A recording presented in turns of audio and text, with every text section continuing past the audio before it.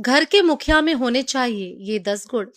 आचार्य चाणक्य कहते हैं, घर की ताकत उसकी दीवारों में नहीं, उसके मुखिया की बुद्धि में होती है। जिस घर का मुखिया सही निर्णय लेता है, वहां कठिन समय भी अवसर बन जाता है।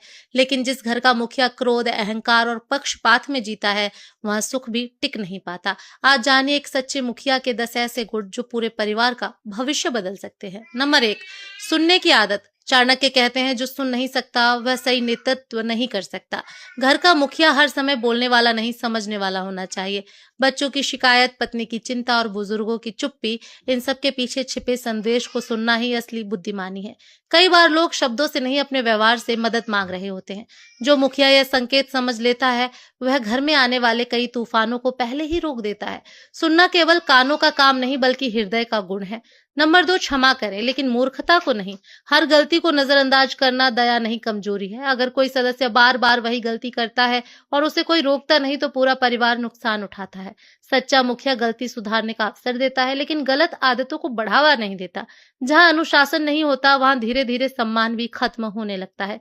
क्षमा का उद्देश्य व्यक्ति को बेहतर बनाना है और उसे लापरवाह बनाना नहीं। यही संतुलन एक अच्छे मुखिया की पहचान है। नंबर 3, पहले खुद पर शासन करे। जो व्यक्ति स्वयं पर नियंत्रण नहीं रख सकता, वह दूसरों का नेतृत्व नहीं कर सकता। अगर मुखिया देर से उठे, क्रोध करे, अनुशासन न रखे और फिर बच्चों से अच्छे व्यवहार की उम्मीद करे, तो यह संभव नहीं। घर में सबसे बड़ा उदाहरण मुखिया स्वयं होता है। बच्चे आपकी बातों से कम और आपके व्यवहार से ज्यादा सीखते हैं। जो मुखिया खुद को सुधारने में लगा रहता है, उसका परिवार भी धीरे धीरे सुधरने लगता है।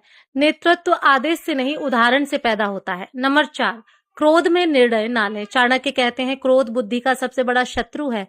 एक पल का गुस्सा बरसों का रिश्ता तोड़ सकता है। जब भी मन अत्यधिक क्रोधित हो, निर्णय को कुछ समय के लिए रोक दो। क्रोध में बोले गए शब्द अक्सर वापस नहीं लिए जा सकते।